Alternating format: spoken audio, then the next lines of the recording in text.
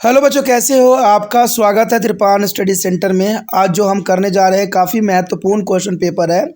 ये question paper जो है कक्षा 9वीं के विद्यार्थियों के लिए है, जो साइंस सब्जेक्ट जिन्होंने लिया हुआ है। काफ़ी महत्वपूर्ण यहाँ क्वेश्चन पेपर त्रिपान स्टडी सेंटर ने लाया है और इस पेपर का ये उम्मीद रखा जाता है कि एग्ज़ाम पॉइंट ऑफ व्यू से भी महत्व रखेगा और एग्ज़ाम में आने के चांसेस भी बहुत रहेंगे। तो इसको आपको अच्छे से करना है, समझना है और पढ़ना है और पेपर के लिए अच्छे से जो है तैयारी करना है।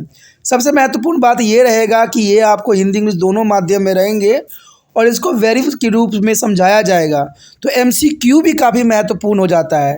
रीजंस ये रहता है, कहते हैं एमसीक्यू तो एक बहाना है, आपको पूरा क्वेश्चन को मुझे समझाना है। तो इस बात पे आप ज़रूर गौर कीजिए और इस क्वेश्चन पेपर को अच्छे से कीजिए और पेपर में आने के चांसेस रहेंगे। तो चलिए देखते हैं हमारा यहाँ पर एमसीक्यू क्या आया है।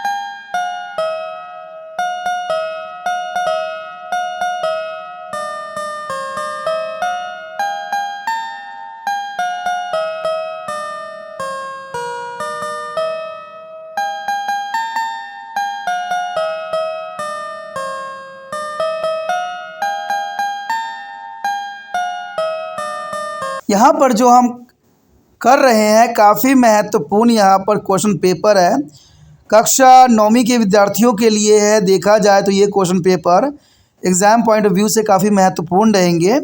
इसमें हम एनालाइज करेंगे, समझेंगे क्वेश्चन के विषय में और विचार करेंगे कि आखिर क्वेश्चन में है क्या। और ये हिंदी इंग्लिश दोनों में रहेगा तो ये आपके लिए काफ़ी महत्वपूर्ण बन जाता है।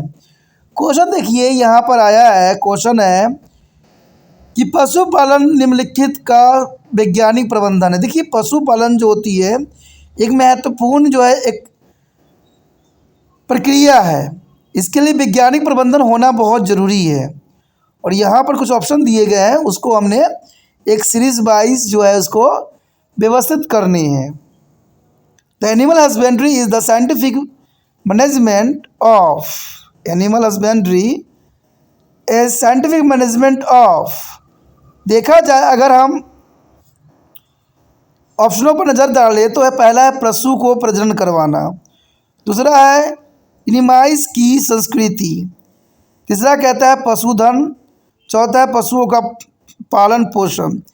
यहाँ पर अगर आप थोड़ा सा दिमाग लगाइएगा तो बहुत ही आसानी से ये क्वेश्चन जो हो जाएगा। कारण क्या है, सबसे पहले देखिए अगर हम वैज्ञानिक प्रबंधन करें तो पशु प्रजनन आता है। तो पशु प्रजनन के अंतर्गत देखा जाए तो यहाँ पर ऑप्शन ए सी डी में पहला ऑप्शन लिया गया है एक कोई, तो इसका मतलब बी जो है ऑटोमेटिक एलिमिनेट हो जाता है। दोस्तों ये भी एक महत्वपूर्ण बात है एलिमिनेट करने का एक तकनीक, जिसको हम बी को देखिए एलिमिनेट कर दिए क्योंकि हमने पशु प्रजनन पहला माना है। दूसरा है इनिमाइस की संस्कृति, कल्चर ऑफ एनिमल। देखिए इनिमाइस का मतलब होता है दोस्तों कल्चर ऑफ एनिमल, ठीक है, लेकिन कल्चर ऑफ एनिमल तो यहाँ पर आ नहीं सकता, ये गलत स्टेटमेंट दी गई है। अब देखिए जैसे मैंने इसको गलत बोला, इसमें से कई जो है एलिमिनेट हो जाते हैं। अब देखिए किसमें यहाँ पर दूसरे नंबर पर जो है दूसरा दिया गया जो गलत है, जिस चीज़ में दूसरे नंबर पर है वो सारा गलत है। तो इसमें इसका मतलब देखिए ए गलत हो गया, सी गलत हो गया, बी गलत हो गया, ये तीनों के तीनों जो हो गया गलत। अब सिर्फ हमारे समक्ष एक ही ऑप्शन शेष रह गया डी। तो इसका मतलब पशुधन निम्नलिखित वैज्ञानिक प्रबंधन के लिए पशु प्रजनन, पशुधन और पशुओं का पालन पोषण, ये ऑप्शन आपका जो है करेक्ट जाएगा। यानी देखा जाए तो ऑप्शन यहाँ पर जो है डी सही है। और डी होने का कारण क्या है, कुछ आपको फैक्ट भी पता होना चाहिए कि आखिर हमने डी को सही क्यों कहा। क्योंकि पशुपालन जो है पशु प्रजनन आती है, उसके बाद पशुधन और पशुओं के पोषण का वैज्ञानिक प्रबंधन किया जाता है इसके कारण। चलिए देखते हैं अगला क्वेश्चन क्या है। आगे हमारे समक्ष क्वेश्चन आया है, क्वेश्चन है किसी वस्तु की शक्ति का व्यंजन इसके बराबर होता है। यानी देखा जाए तो शक्ति किसके बराबर होता है। क्वेश्चन यहाँ पर साफ और क्लियर है कि शक्ति किसके बराबर होता है। Expression of the power of an object is equal to, the expression for the power of object is equal to. Option कहता है कि शक्ति बराबर किया गया कार्य गुना समय होता है। बी कहता है शक्ति समय कार्य किया गया, यानी समय कार्य किया गया। और सी कहता है शक्ति जो होता है किसके बराबर होता है, कार्य पूरा करने का समय। डी कहता है शक्ति बराबर बल गुना विस्थापन। तो इसमें से आपको जो है सही ऑप्शन को चुनना है और बताना है कि कौन सा स्टेटमेंट यहाँ पर सही है। अगर आपने पढ़ा होगा कि शक्ति वह दर है जिस पर कार्य किया जाता है, यानी शक्ति की परिभाषा क्या है कि शक्ति वह दर है जिस पर कार्य किया जाता है। Mean the power is the rate at which the work is done, the power is the rate at which work is done. इसका मतलब देखा जाए तो यहाँ पर ऑप्शन सी सही जाएगा, क्योंकि शक्ति कार्य पूरा करने का समय, तो यही तो डेफिनेशन हमें बता रहा था ना। तो इसका मतलब आपका ऑप्शन सी सही है, आप ऑप्शन सी के साथ जा सकते हो। चलिए देखते हैं अगला क्वेश्चन क्या आया है। अगला क्वेश्चन हमारे समक्ष आ गया है। क्वेश्चन है कि निम्नलिखित में से गलत कथन को आपको चुनना है। यहाँ पर कुछ आपको कथन दे दी गई है, उनमें से जो है गलत स्टेटमेंट को चुनना है। ये गलत स्टेटमेंट इसमें से कौन सा है। Find out the wrong statement from the flowing. Find out the wrong statement from the flowing. अगर स्टेटमेंट की बात करें हम, तो पहला है श्वेत क्रांति का उद्देश्य दूध उत्पादन में वृद्धि करना है। बी कहता है नीली क्रांति मछली उत्पादन में वृद्धि करने के लिए होती है। सी कहता है पर्यावरणीय गुणवत्ता में समझौता किए बिना खाद्य पदार्थ बढ़ाना और टिकाऊ कृषि कहलाता है। देखिए यहाँ पर अगर हम बात करें तो डी कहता है उपयुक्त में से कोई नहीं। जैसे हमने स्टेटमेंट पढ़ा, स्टेटमेंट काफ़ी महत्वपूर्ण यह बात बता रहा है। अगर आपको एक बात पता हो कि श्वेत क्रांति दूध उत्पादन वृद्धि के लिए की जाती है, तो इसका मतलब पहला स्टेटमेंट सही है। दूसरी बात कहती है कि नीली क्रांति मछली उत्पादन वृद्धि के लिए है और हरित क्रांति खाद्यान्न के उच्च उत्पादन के लिए है। हरित क्रांति जो होती है खाद्यान्न के उच्च उत्पादन के लिए होता है और पर्यावरण गुणवत्ता से समझौता किए बिना हमें खाद्य उत्पादन को बढ़ाना है, क्योंकि खाद्य उत्पादन नहीं बढ़ेगा तो देश में जो है इसकी पूर्ति नहीं की जा सकती, तो इसलिए भी काफ़ी महत्वपूर्ण है। The mean here the food productions the white revolution is a mean for the increasing of milk production and blue revolution is a mean for the increasing of fish production and the green revolution is the high production of food grain. Sustainable agriculture is increase the food production without compromising with environmental quality. It means to the option D correct। यानी देखा जाए तो इनमें से गलत कथन तो कोई भी नहीं है, ना तो ए है, ना तो बी है, ना ही सी है। तो इसका मतलब यहाँ पर डी ऑप्शन आपका सही जाएगा। आप डी ऑप्शन के साथ जा सकते हो, क्योंकि डी ऑप्शन जो है गलत कथन है, क्योंकि सारे तो ऑप्शन सही गए, तो डी ही एक हो सकता है इसका आंसर के अंतर्गत। तो चलिए देखते हैं अगला क्वेश्चन क्या है। The next question on your screen, question है केंद्रक के अलावा अन्य अंगक जिसमें डीएनए होता है। देखिए केंद्रक के अलावा अन्य अंगक जिसमें डीएनए होता है वो कौन है। ये काफ़ी महत्वपूर्ण यहाँ पर क्वेश्चन बनता है। द क्वेश्चन है organelles other than to nucleus containing a DNA is। You know that question is very interesting। Organelles other than the nucleus containing DNA is। Option A endoplasmic reticulum, B Golgi उपकरण, and C mitochondria and D lysosome। Question काफ़ी महत्वपूर्ण है, समझने वाला है। अगर आपको समझ में आता है तो ये काफ़ी महत्व रखेगा। देखा जाए तो स्टेटमेंट को समझ लेना ही महत्वपूर्ण बन जाती है। अगर हम यहाँ बात करें तो माइटोकॉन्ड्रिया में डीएनए होता है। आपको पता होना चाहिए कि माइटोकॉन्ड्रिया में जो होता है डीएनए पाया जाता है और वे अपने स्वयं के प्रोटीन को संश्लेषित करने में सक्षम होते हैं। यानी अपने प्रोटीन को संश्लेषण करने में क्या करते हैं, सक्षम होते हैं।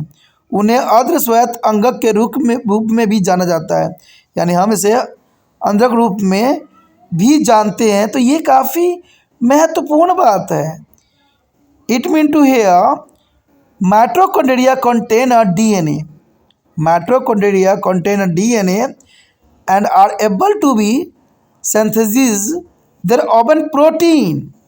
They are able to synthesize their own proteins and they are also known as the semi-autonomous organelles। There is also known as a semi-autonomous organism।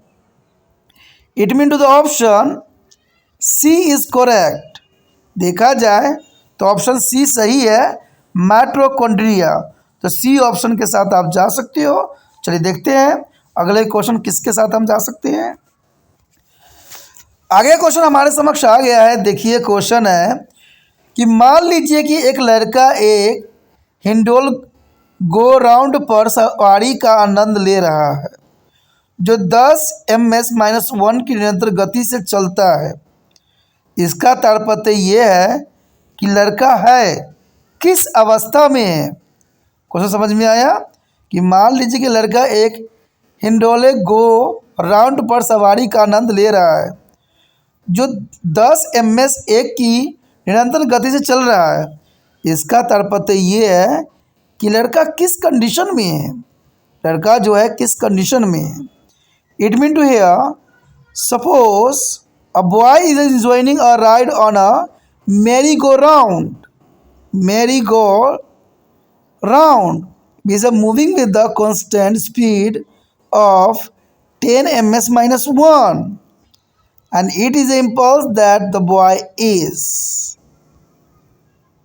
That's an important question here. क्या बच्चा आराम पर है, या बी बिना किसी त्वरण को चलना, या सी त्वरित गति में, या डी एक सामान्य वेग से चलना। क्वेश्चन काफ़ी महत्वपूर्ण है। अगर इसको हम समझे, in a merry go round the speed is a constant but velocity is not a constant. You know that the merry go round the speed is a constant but velocity is not a constant because its direction goes on the changing. There is acceleration in the circular motion, so we can say that the boy is a accelerating motion. The boy is a accelerating motion. अगर इस बात को अगर हम simple शब्दों में समझें तो मैरी गो राउंड में गति स्थिर होती है। जो मैरी गो राउंड अगर आप बैठते हो उस पर तो गति स्थिर होती है, लेकिन वेग स्थिर नहीं होती है। उसमें वेग स्थिर उसमें होता नहीं है क्योंकि इसकी दिशा बदलती रहती है। दिशा जो होती है हमेशा बदलती रहती है, यानी गोलाकार गति में त्वरण होती है। जो गोलाकार घूमते हैं तो उसमें गति त्वरित करती है। तो हम ये कह सकते हैं कि लड़का त्वरित गति में है, यानी एक्सेलरेशन में बच्चा जो है बैठा हुआ है। तो इसका मतलब ऑप्शन कौन सा जाएगा सही? सी, त्वरित गति में। इसका मतलब यही हुआ दोस्तों कि बच्चा जो है त्वरित गति में है क्योंकि वो सिर्फ घूम रहा है। तो देखा जाए तो ये काफ़ी महत्वपूर्ण है कि आंसर जो है in a accelerating motion. C option is correct. कि निम्नलिखित में से कौन सा कथन शुद्ध पदार्थों के लिए सत्य है। यानी यहाँ पर कुछ बातें आपको दी गई है, आपको ये बताना है कि निम्नलिखित में से कौन सा जो कथन स्टेटमेंट है शुद्ध पदार्थों के लिए सत्य है, यानी प्योर के लिए। It mean to here which of the following statement are true for a pure substance. Know that question is very interesting. Which of the following statement are true for the pure substance. Option देखें तो पहला है शुद्ध पदार्थों में केवल एक ही प्रकार के कण होते हैं।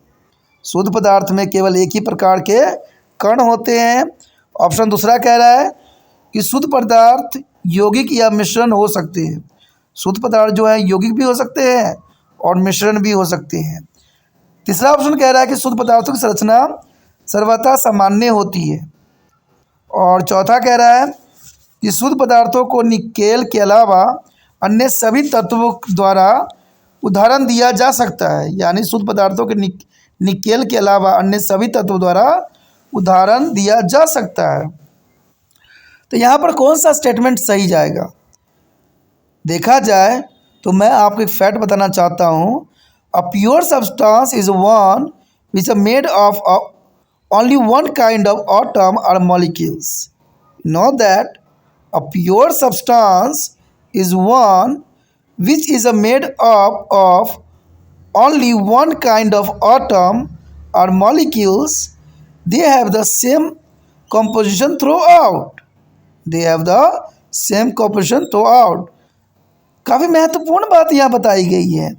अगर मैं आपको ये समझाना चाहूँगा तो यही बात है कि शुद्ध पदार्थ वह है जो केवल एक ही प्रकार के परमाणु या अणु से बने होते हैं। शुद्ध पदार्थ की यही विशेषता महत्वपूर्ण होती है कि वह एक ही प्रकार के परमाणु या अणुओं से बने होते हैं और उनकी संरचना सर्वथा एक जैसी ही होती है। तो देखा जाए तो यहाँ ऑप्शन जो होगा किसके अंतर जाएगा? तो देखा जाए, देखिए पहला ऑप्शन ये बोला गया था कि शुद्ध पदार्थों में केवल एक ही प्रकार के कण होते हैं। ये बात तो सही है, हमने जो स्टेटमेंट पढ़ा वो केवल एक ही प्रकार के परमाणु या अणु से बने होते हैं। तो इसका मतलब ऑप्शन ए सही है। अब देखिए जिन जिन में जो है पहला 1 पॉइंट नहीं दिया हुआ है सारे गलत है, यानी सी डी जो है एलिमिनेट यहाँ पर हो जाता है। सी डी जो है बिल्कुल ही गलत स्टेटमेंट है। अब देखिए दूसरा यहाँ बोला है कि शुद्ध पदार्थ यौगिक या मिश्रण हो सकते हैं। देखिए ये बात तो गलत हो गई ना, कि कंपाउंड कैसे हो सकता है, मिक्सचर कैसे हो सकता है। जब हमने ये बात समझ लिया कि शुद्ध पदार्थों में केवल एक ही प्रकार के कण होते हैं, तो शुद्ध पदार्थ यौगिक और मिश्रण तो हो ही नहीं सकते। तो इसका मतलब दूसरा स्टेटमेंट गलत गया। ठीक है, अब जिसमें दो होगा, यानी देखिए ए बी रह गया डिटरमाइंड। अब देखिए इसमें पहले में ए पहला और दूसरा दिया हुआ है, तो इसका मतलब ये गलत चला गया। अब देखिए ए सी डी तीनों गलत चले गए, तो रह गया हमारा बी ऑप्शन। तो इसका मतलब दूसरा स्टेटमेंट जो होगा शुद्ध पदार्थों की संरचना सर्वथा सामान्य होती है, ये भी बात सही है। यानी यहाँ पर बन गया हमारा ऑप्शन बी सही, कि शुद्ध पदार्थों में केवल एक ही प्रकार के कण होते हैं और शुद्ध पदार्थ की संरचना सर्वथा सामान्य होती है। और चौथा जो है गलत स्टेटमेंट है कि शुद्ध पदार्थों के निकेल अलावा अन्य सभी तत्व द्वारा उदाहरण दिया जा सकता है, जो कि गलत है। तो आप समझ गए, ऑप्शन आपका बी यहाँ पर सही है। चलिए देखते हैं अगला क्वेश्चन क्या है। अगला क्वेश्चन हमारे समक्ष आ गया है। अगला क्वेश्चन देखिए क्या है, काफ़ी दिलचस्प लग रहा है। क्वेश्चन है कि एक प्रयोगशाला में एक प्रयोग करते समय कार्बन डाइऑक्साइड को एक बंद सिलेंडर में लिया गया और दबाव डालकर कम तापमान रखकर संपीड़ित किया गया। ऊपर दिए गए प्रक्रिया के पूरा होने के बाद हम पदार्थ की कौन सी अवस्था प्राप्त करेंगे? देखिए क्वेश्चन यहाँ बहुत ही आसान है, लेकिन अधिक स्टेटमेंट होने के कारण आप परेशान हो। ऐसा नहीं होना चाहिए, स्टेटमेंट बड़ा हो या छोटा समझने की ज़रूरत है। देखिए एक प्रयोगशाला में एक प्रयोग करते समय कार्बन डाइऑक्साइड को एक बंद सिलेंडर में लिया गया और दबाव डालकर कम तापमान रखकर संपीड़ित किया गया। तो ऊपर दिए गए प्रक्रिया को पूरा होने के बाद हम पदार्थ की कौन सी अवस्था को हम पाएंगे?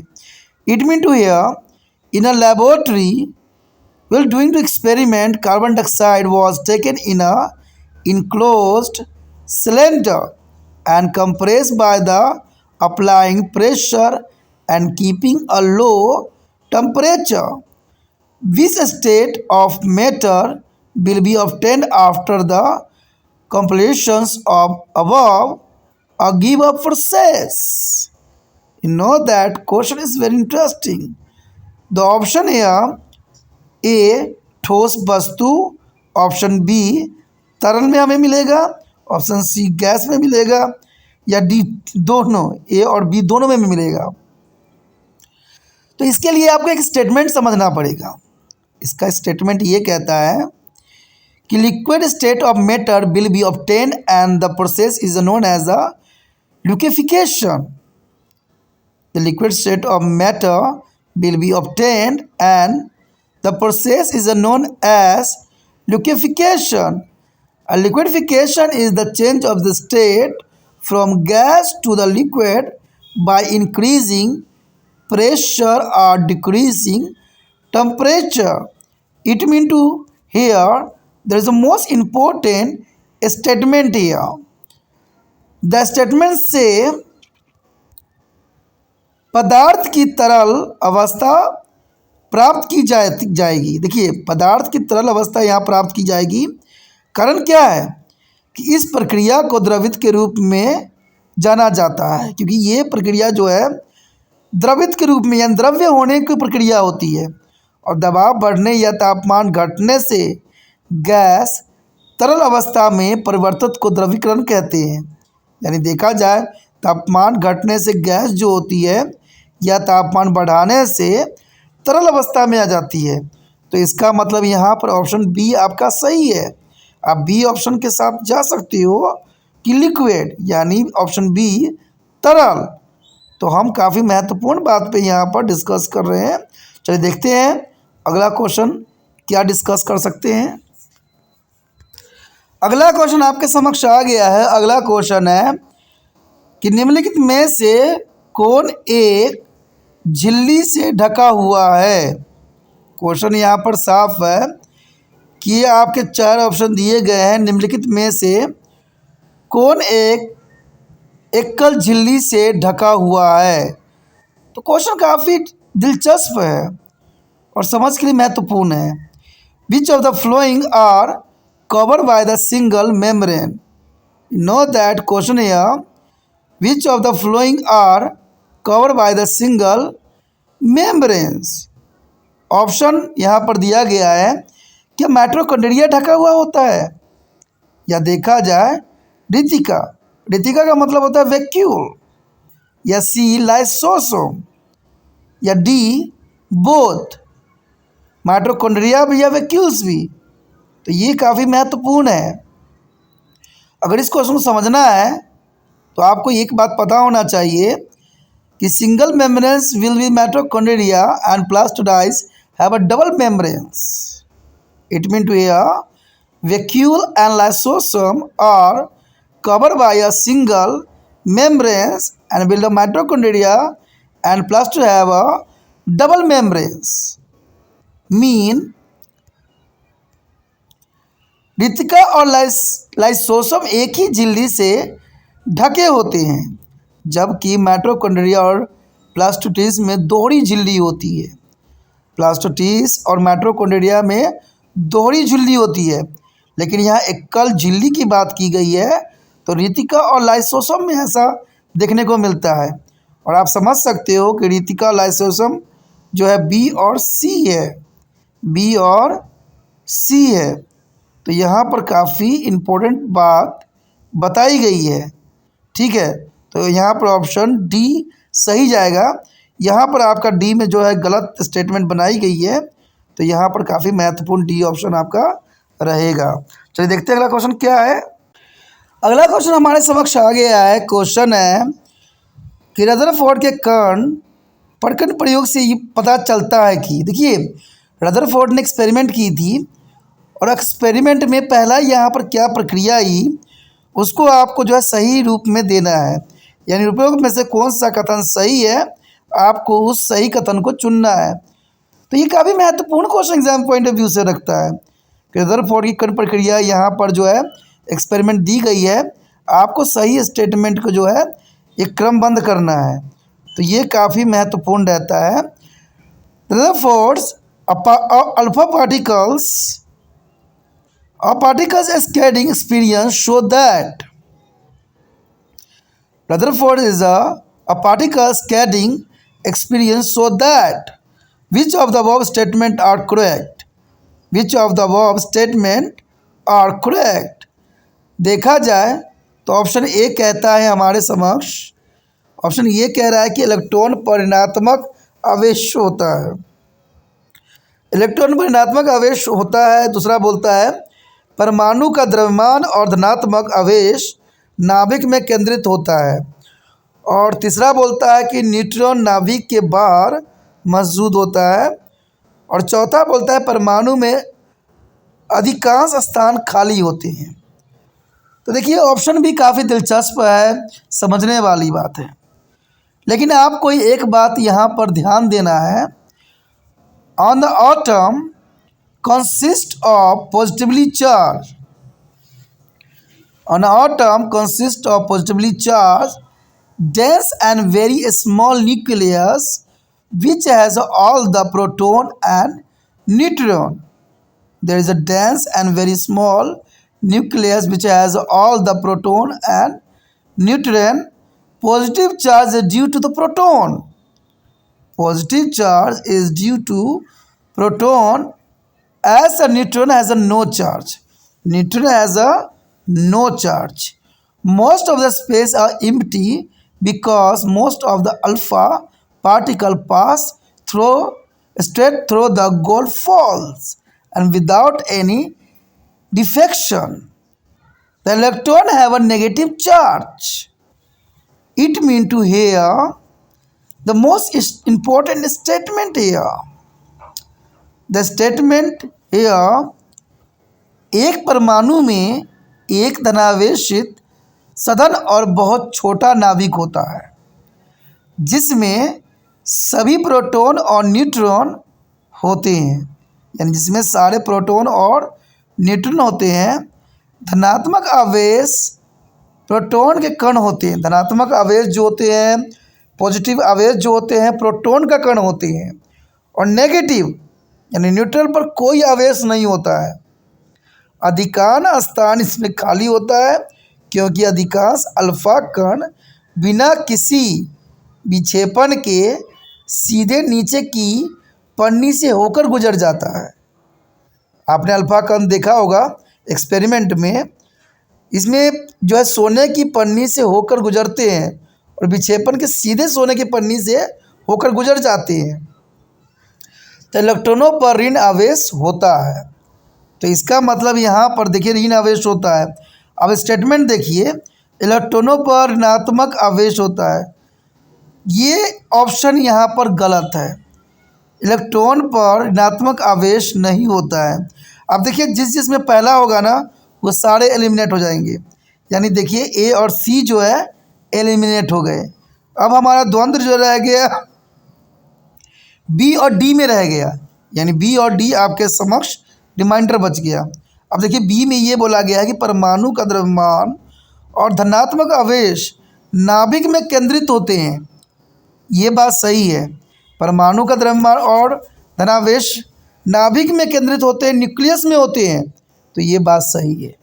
तो इसका मतलब देखिए ए और सी तो हमने एलिमिनेट कर दिए, अब यहाँ पर दूसरा ऑप्शन सही जा रहा है। अब देखिए डी में तीसरा से स्टार्ट कर रखा है और बी में दूसरा से, तो इसका मतलब बी ऑप्शन आपका सही गया। ठीक है, अब न्यूट्रॉन नाभिक के बाहर मौजूद होते हैं, ये गलत है। न्यूट्रॉन जो होता है नाभिक के बाहर थोड़ी मौजूद होते हैं, ये तो गलत स्टेटमेंट चली गई।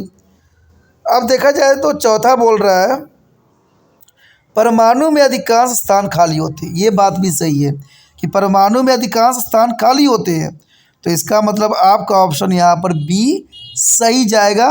बी ऑप्शन के साथ आप जा सकते हो क्योंकि यही बी ऑप्शन जो है आपका करेक्ट होगा, और रीज़न इसका आपने समझ ही लिया होगा, तो ये आपके लिए काफ़ी महत्वपूर्ण लगता है एग्जाम पॉइंट ऑफ व्यू से कि electron has a negative charge here nothing there is the mass and positive charge of atom is concentrated in the nucleus and neutron exit outside the nucleus is wrong and the most of the space is the atom is empty. It means to the option second and fourth is correct. The mass and positive charge the atom is concentrated in the nucleus and most of the space is the atom is empty. That's the correct answer. सीमा ने एक प्राकृतिक gas compressing unit का दौरा किया। सीमा ने एक प्राकृतिक gas compressing unit का दौरा किया और पाया कि गैस को विशिष्ट तापमान और दबाव की स्थिति में तरलकित किया जा रहा है, यानी तरल में बदला जा रहा है।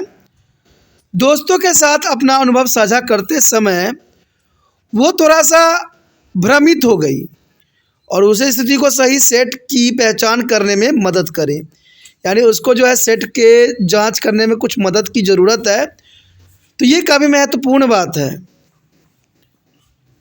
The Seema visit a natural gas compressing unit and found that the gas can be liquefied under the specific temperature and pressure condition. Well, they are sharing her experience with the friends and she got confused. Help her to identify the correct set of condition. You know that question is very interesting. Seema visited a natural gas compressing unit and found that a gas can be liquefied under a specific temperature and pressure condition. While sharing her experience with the friends, she got confused and help her to identify the correct set of condition. You know that option है A कम तापमान से कम दबाव की तरफ, या B उच्च तापमान के साथ कम दबाव की तरफ, या C कम तापमान से साथ उच्च दबाव की तरफ, या D उच्च तापमान उच्च दबाव। तो काफ़ी महत्वपूर्ण बात है। आखिर उस किस बात के लिए कंफ्यूज हुई? तो देखा जाए, there is a lot of space between the particles of gas. You know that the space between particle to the gas on applied to high pressure, the particle of gas move so close that they are start attracting to each other sufficiently, forming of liquid, keeping the temperature low and keep the energy of gas particles is low, the making it easier to liquefy। यहाँ पर देखा जाए तो इस बात के अंतर्गत एक साफ बात तो हो गई कि गैस के कणों के बीच काफ़ी जगह होती है। आपने देखा होगा कि गैस जो होती है बहुत हल्का होता है, तो गैसों के बीच में बहुत ही जगह होता है। आपके घर में सिलेंडर जो आते हैं, अगर हम सिंपली भरे तो वो बहुत ही आसानी से 2 मिनट में भर जाएगा, और उसमें जो गैस होगा मुश्किल से 1 किलो 2 किलो ही होगा, क्योंकि गैस तो आपको पता है अपनी स्थान घेर लेता है। लेकिन आपको पता होगा कि उसमें 14-15 किलो गैस भरी जाती है इतने छोटे से सिलेंडर में। तो उसको कैसे गैस भरी जाती होगी? तो उसे कंप्रेस करके भरी जाती है, दबाव डाल डाल के भरते हैं। तो गैसों के कण के बीच काफ़ी जगह होती है। उच्च दबाव लगाने पर गैस के कण इतने करीब आ जाते हैं कि वो एक दूसरे के पर्याप्त रूप से आकर्षित करने लग जाते हैं, यानी उनमें आकर्षण बल जो है पैदा हो जाती है कंप्रेशन के कारण, यानी उच्च दबाव के कारण, और एक तरल पदार्थ बन जाते हैं। तापमान कम रखने से गैस कणों की ऊर्जा कम रहती है।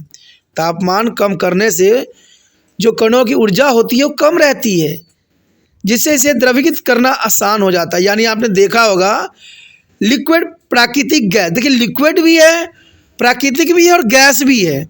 यानी यहाँ पर देखा जाए तो दो फॉर्म में है, गैस में भी है और लिक्विड में भी है। तो ये क्वेश्चन यहाँ पर काफ़ी महत्वपूर्ण बनता है कि इसी कारण तो यहाँ ऑप्शन क्या हो सकता है। तो देखा जाए तो ऑप्शन यहाँ पर इसलिए सीमा कंफ्यूज हो गई कि वो ये बात नहीं समझा पाई कि वहाँ पर कम तापमान और उच्च दबाव की आवश्यकता नहीं होगी। इस बात से जो है कंफ्यूज रही कि कम तापमान और उच्च दबाव, यानी ऑप्शन सी सही है। इस बात से वो कंफ्यूज हो गई, वो इस बात को नहीं एक्सप्रेस कर सकी कि जो है उसको कंप्रेस करने के लिए उच्च दबाव की ज़रूरत होगा और तापमान कम करने भी ज़रूरी होगा, तभी जाके जो है इस सिलेंडर को भरना आसान होगा। तो इसमें ऑप्शन सी सही है। ऑप्शन सी के साथ आप जा सकते हो। चलिए देखते हैं अगला क्वेश्चन क्या है। अगला क्वेश्चन आपके समीक्षा आ गया है। देखिए अगला क्वेश्चन है कि आयोडीन के टिंचर में एंटीसेप्टिक गुण होते हैं और यह घोल निम्न को घोल कर बनाया जाता है। क्वेश्चन समझ में आया कि आयोडीन के टिंचर में एंटीएसिटिक गुण होते हैं और यह घोल निम्न को घोल कर बनाया जाता है। The question is very interesting. Tincture of iodine has a antiseptic property. You know that tincture of iodine has an antiseptic property, and this solution is made by dissolving. You know that the question is interesting. The option है potassium iodide में iodine घोल के बनाया जा सकता है, या Vaseline में आयोडीन, या सी पानी में आयोडीन, या डी शराब में आयोडीन। देखिए यहाँ पर काफ़ी महत्वपूर्ण बात है कि अगर आपको टिंचर में एंटी एसिड गुण चाहिए, आयोडीन के टिंचर में एसिडिक गुण चाहिए, तो आप किसके साथ उसका घोल मिलाइएगा। तो जर्नल सी बात यहाँ पर दोस्तों ये बात आती है, A tincture of iodine is made by the dissolving iodine in a alcohol, यानी शराब में आपको आयोडीन मिलाना पड़ेगा, तभी जो है हमें एंटी एसिडिक के गुण प्राप्त होंगे।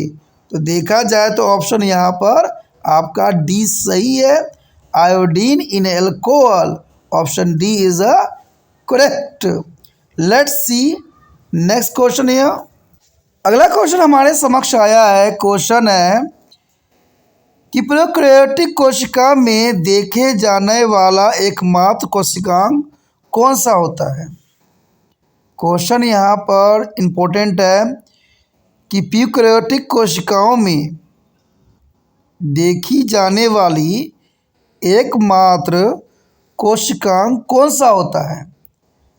The only cell organelle seen in a prokaryotic cell is. The only cell organelle seen in prokaryotic cells is A mitochondria, B ribosome, ribosome means rhizosome, and C plastoids, and D lysosome। काफ़ी महत्वपूर्ण बात है कि mitochondria, ribosome, प्लास्टोइड्स, साइटोलाइसोसोम। अब इस बात को समझने के लिए आपको एक स्टेटमेंट को समझना जरूरी है। A prokaryotic cell lacks membrane bound organelles like plastoids, mitochondria, and endoplasma reticulum, but smaller and randomly scattered ribosomes are seen. You know that? That's important. That's important। अगर हम इस बात को अंडरस्टैंडिंग करें तो ये काफ़ी महत्वपूर्ण बन जाता है कि प्रोकैरियोटिक सेल में जो है मेम्ब्रेन बॉन्ड ऑर्गेनेल्स बहुत ही कम होते हैं, बहुत ही कम होते हैं। जैसे कि आपको पता होगा प्लास्टोइड्स, माइटोकॉन्ड्रिया, एंडोप्लाज्मा रेटिकुलम में ये बहुत ही स्मॉलर, बहुत ही छोटा और रेंडमली हमें ये प्राप्त होती है। और यहाँ पर देखा जाए जब स्कैनिंग होती है तो राइबोसोम हमें दिखाई देता है। तो इसका मतलब ऑप्शन देखा जाए तो ऑप्शन क्या होगा हमारा सही। तो ऑप्शन जनरल सी बात है, राइबोसोम ही दिखे जाते हैं, तो बी ऑप्शन आपका करेक्ट होगा, रिबोसोम यानी राइबोसोम। तो ये काफ़ी महत्वपूर्ण है, बी ऑप्शन आपका राइबोसोम सही है। चलिए देखते हैं अगला क्वेश्चन क्या है।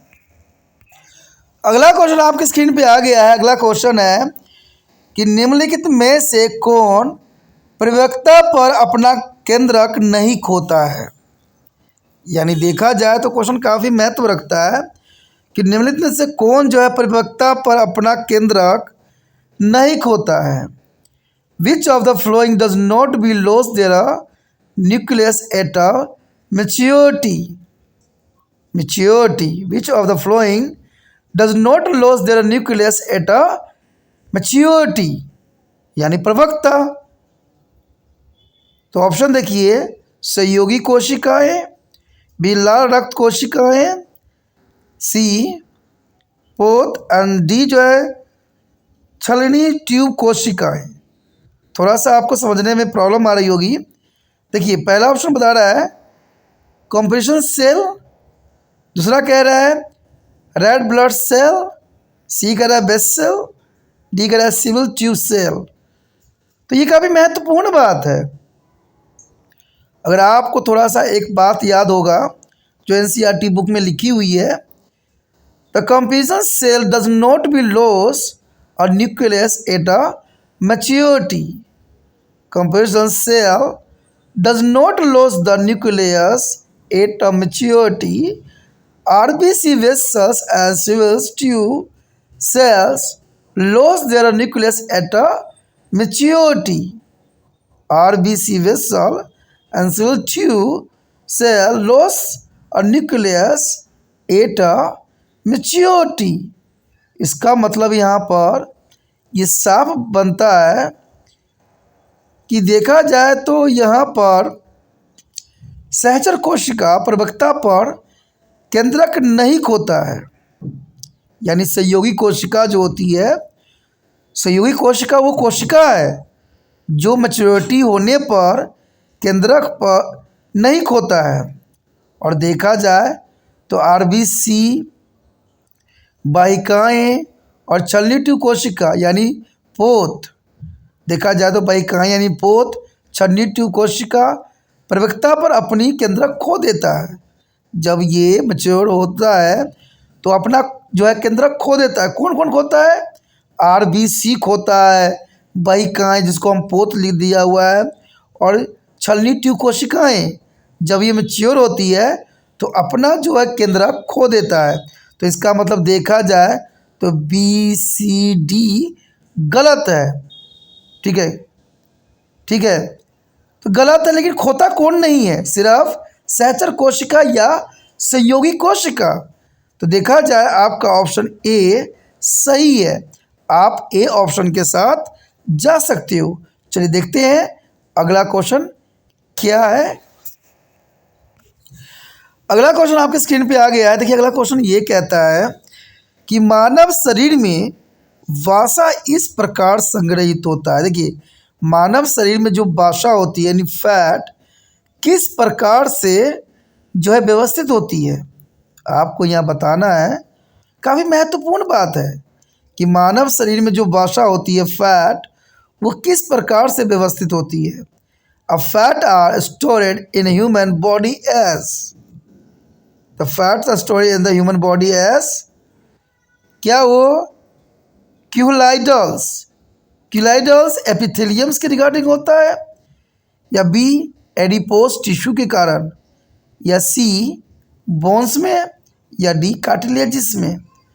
तो यहाँ क्वेश्चन काफ़ी महत्वपूर्ण बात है और आपको एक बात पता होना चाहिए कि adipose tissue store a fat and act as a insulator. आपको पता ही होगा कि पेट में जो चमड़ी होती है वो काफ़ी मोटी होती है और उसमें काफ़ी फैट भरा हुआ होता है, और फैट जो होती है वो इंसुलेटर के काम करता है।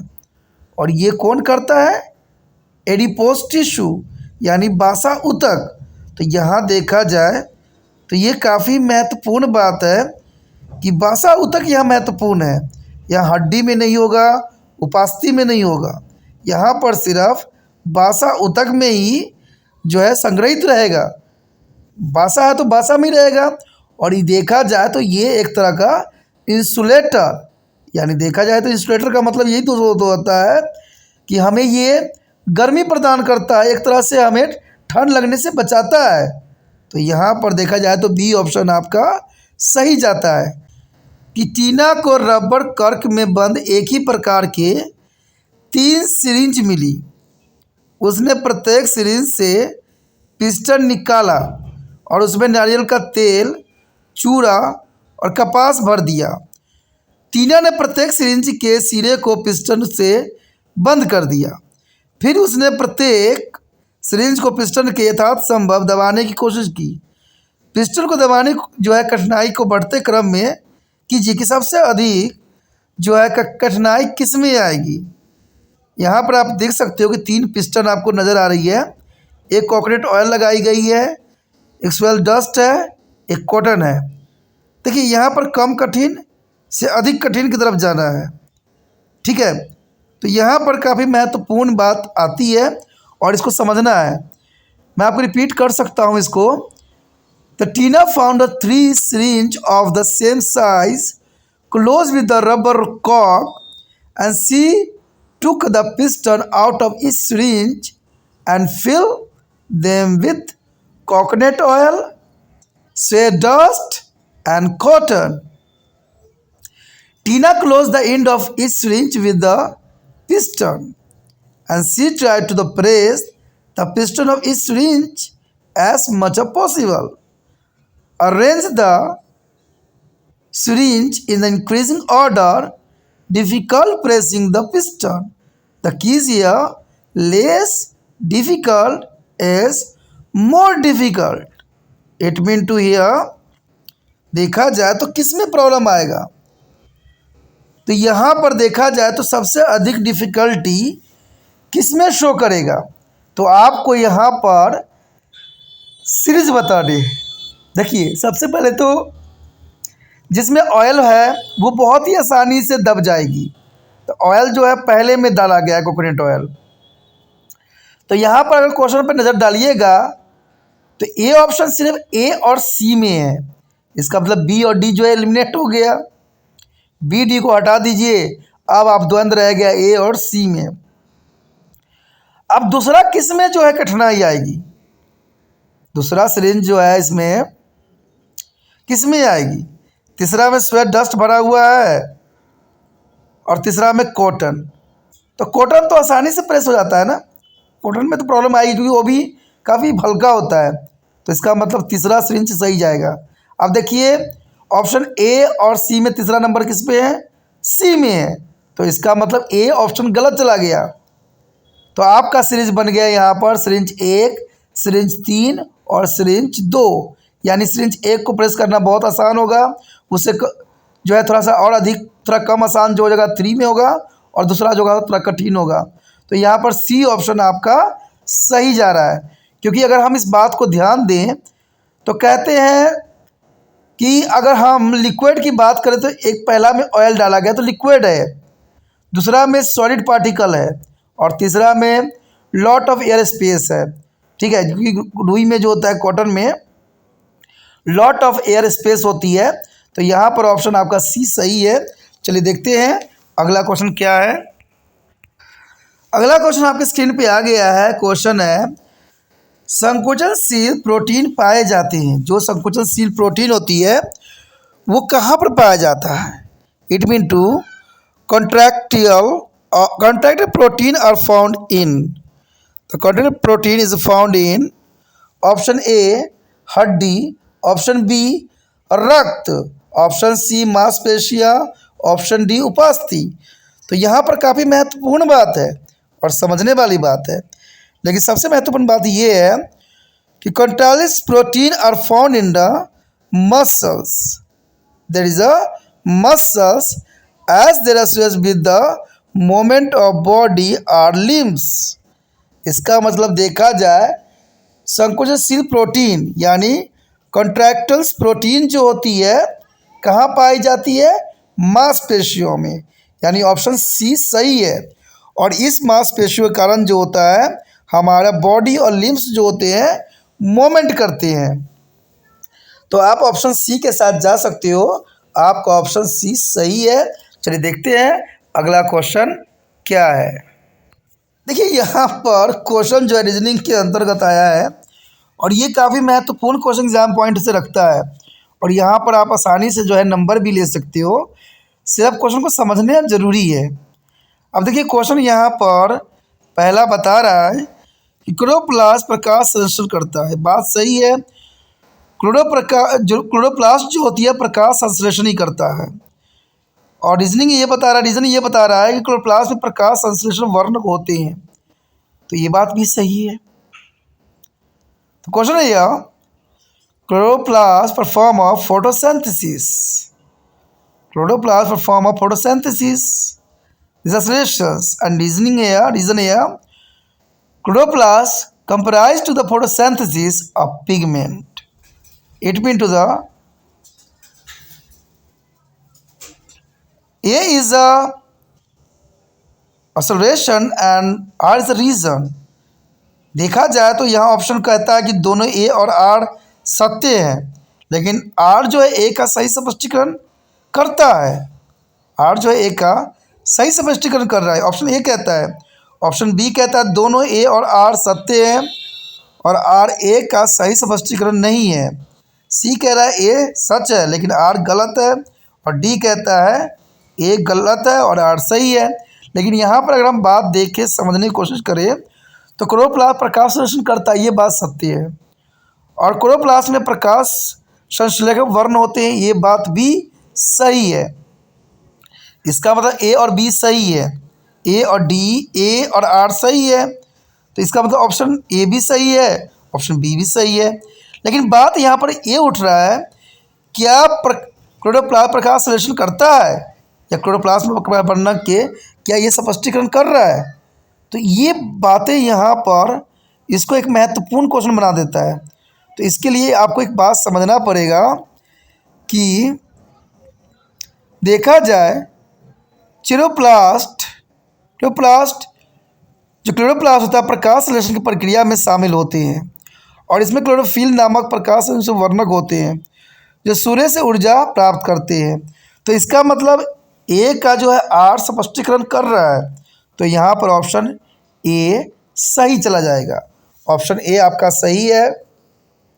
ए और आर दोनों ही सही है और आर जो है ए का सही जो है व्याख्या कर रहा है, तो ऑप्शन सही है ए। चलिए देखते हैं अगला क्वेश्चन क्या है। यहाँ पर अगला क्वेश्चन जो हमारे समक्ष आया है, क्वेश्चन है कि ये दावा की जाती है कि भारतीय अर्थव्यवस्था में मत्स्य पालन का एक महत्वपूर्ण स्थान है। देखिए दोस्तों, मत्स्य का मतलब होता है मछली पालन। तो यहाँ क्वेश्चन ये बोल रहा है, ये असोसिएशन बता रही है, दावा कर रहा है कि भारतीय अर्थव्यवस्था में मत्स्य यानी मछली का पालन इसका महत्वपूर्ण स्थान है।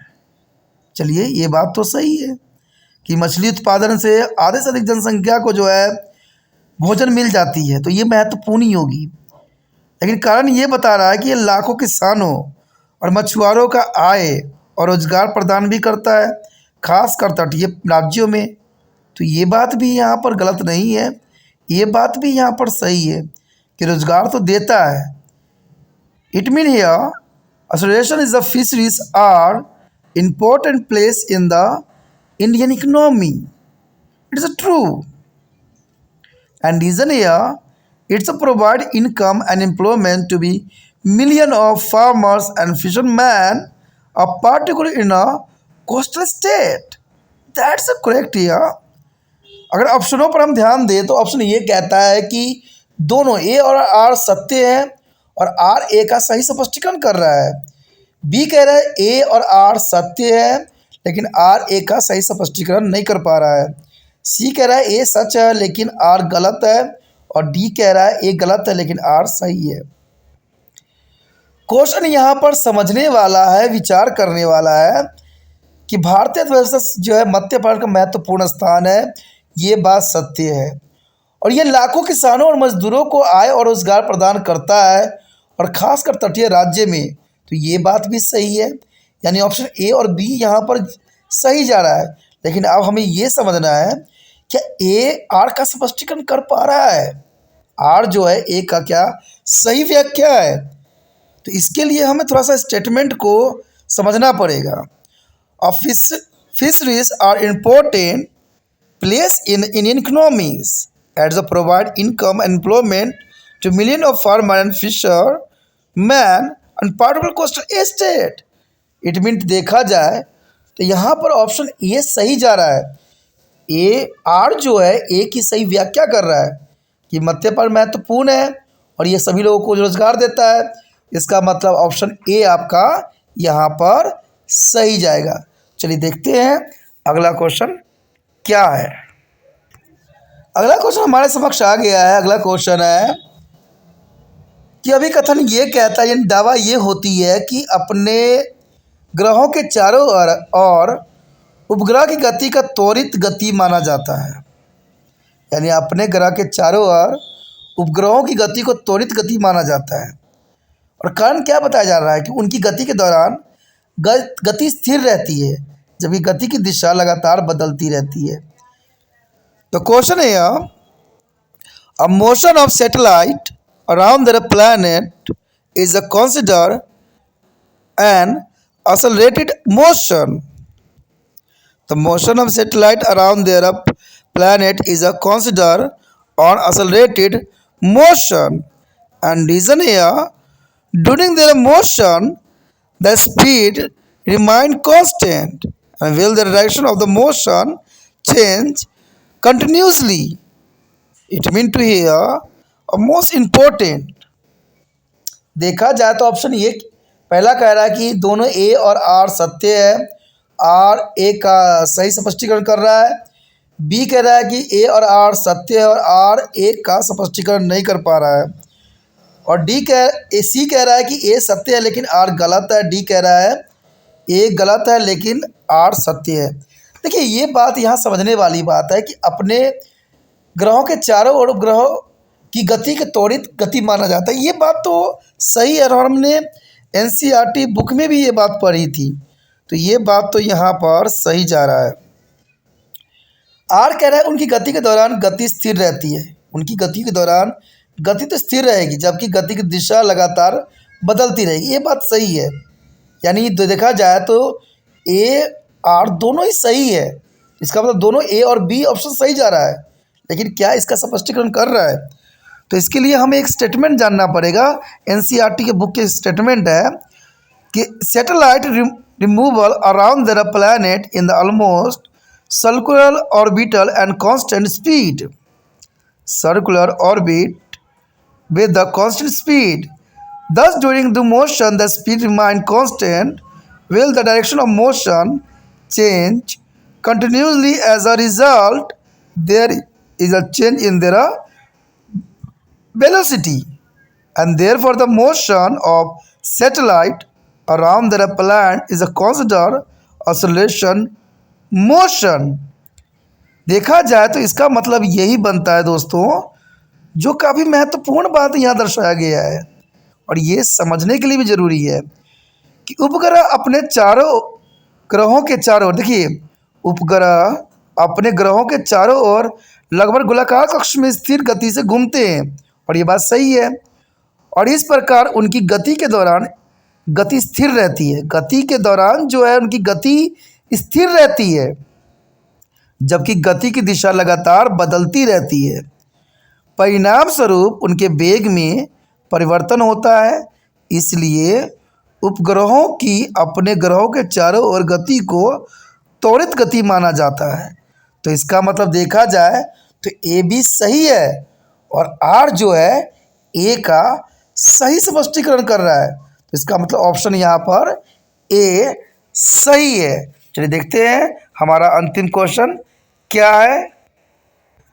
हमारा क्वेश्चन अंतिम आ गया है। क्वेश्चन है अभिकथन यानी दावा ये है कि तत्व और यौगिक शुद्ध पदार्थ है। देखिए तत्व और यौगिक शुद्ध पदार्थ है, क्या ये बात सही हो सकता है? चलिए आगे स्टेटमेंट हम देखें। यौगिक के गुण उसके घटक तत्व से भिन्न होते हैं। चलिए मान लेते हैं तत्व और यौगिक शुद्ध पदार्थ है, ये बात सही भी हो सकता है। यौगिकों के गुण उनके घटक तत्वों से भिन्न होते हैं, ये भी बात सही है कि उनके यौगिक के गुण उनके घटकों से तत्व से भिन्न होंगे। तो क्वेश्चन है important the element and compound are pure substance. There are relations here. Element and compound are pure substance. Reason: the property of compound are different from those it is a constant element. You know that question is very interesting. Element and compound are pure substance, and reason here the properties of compound are different from those of it is a constant element. The option here ए कह रहा है दोनों ए और are सत्य है और यहाँ R A का स्पष्टीकरण कर रहा है। बी कहेगा कि दोनों ए और आर सत्य है और आर ए का स्पष्टीकरण नहीं कर पा रहा है। सी कहेगा ए सत्य है लेकिन आर गलत है। डी कहेगा ए गलत है और आर सही है। तो यहाँ पर हम क्या सोचें? देखिए तत्व और यौगिक शुद्ध पदार्थ होते हैं, ये बात तो सही है। आर ये कहता है कि यौगिक गुण उनके घटकों के तत्व से भिन्न होते हैं, ये बात भी सही है। तो इसका मतलब देखा जाए तो ए और बी दोनों ही सही है, लेकिन यहाँ पर आपको ये एनालाइज करना है क्या आर जो है ए का स्पष्टीकरण कर पा रहा है। तो इसके लिए आपको एनसीईआरटी बुक के जो है क्वेश्चनों में जाना पड़ेगा, इसके लाइनों में जाना पड़ेगा। और इसके लाइन ये कहते हैं अ प्योर सब्सटेंस में be either constant, a pure substance may be either contain constantly particles of only one kind or different kind. A pure substance may be either constant is the particles of only one kind or different kinds. A pure substance has a fixed composition, and thus element and compound are example of pure substance. A properties of compound are different from those it is a constant element. It mean here एक शुद्ध पदार्थ में या तो केवल एक ही प्रकार के या विभिन्न प्रकार के घटक कण हो सकते हैं। शुद्ध पदार्थों की एक निश्चित संरचना होती है और इस प्रकार तत्व और यौगिक शुद्ध पदार्थों के उदाहरण हैं। यौगिक के गुण उनके घटक तत्व से भिन्न होते हैं। तो देखा जाए तो यहाँ पर एक बात तो क्लियर हो गई कि ए और बी दोनों सही है, ए और बी में कोई गलती नहीं है, ए और आर में।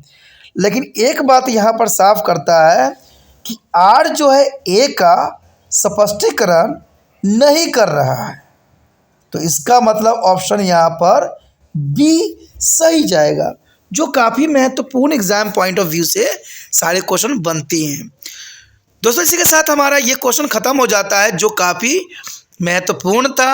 अगर आपको समझ में आया, अच्छा लगा और चाहते हो कि इसी प्रकार सभी वीडियो आपको मिलता रहे, चाहे वो SST का हो, साइंस का हो, इंग्लिश का हो, मैथ का हो, तो सोचिए नहीं, विचार न कीजिए, जितना हो सके तिरपान स्टडी सेंटर को शेयर कीजिए।